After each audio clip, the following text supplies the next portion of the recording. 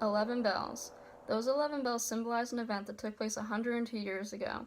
On the 11th hour of the 11th day of the 11th month, 1918, the armistice that ended the fighting of World War I, otherwise known as the Great War or the War to End All Wars, came into force.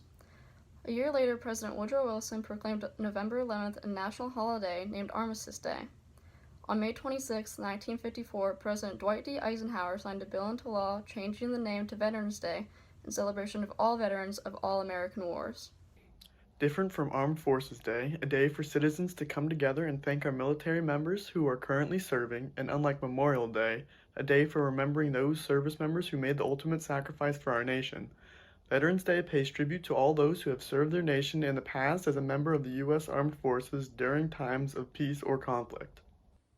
Our veterans are a humble bunch.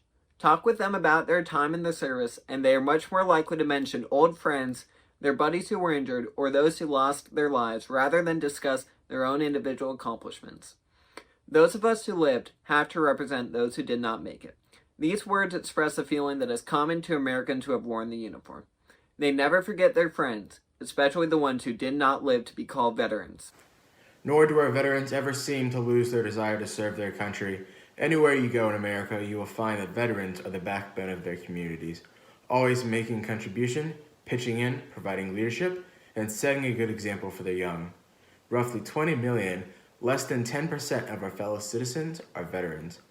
Many veterans served in the cold mountains of Afghanistan or the burning heat of Iraq.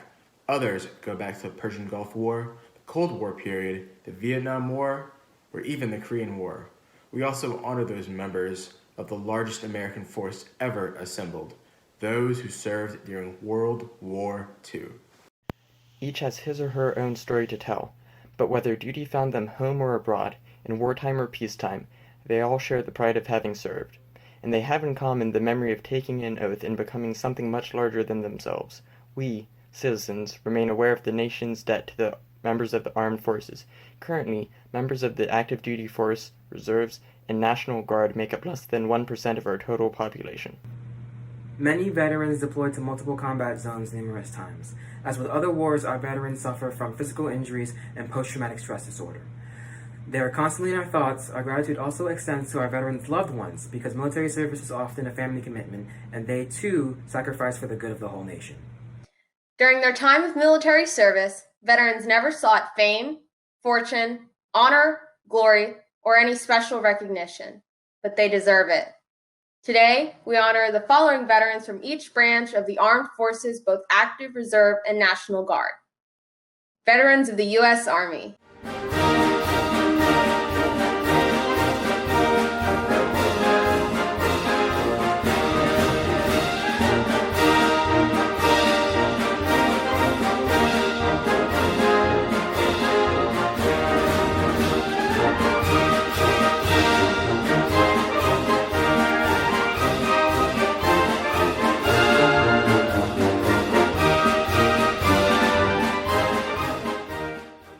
Veterans of the U.S. Marine Corps.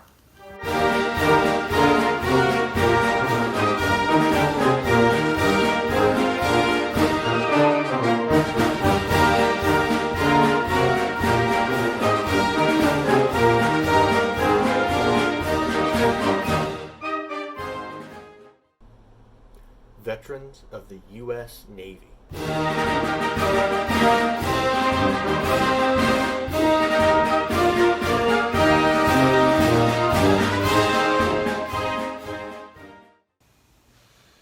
Veterans of the United States Air Force.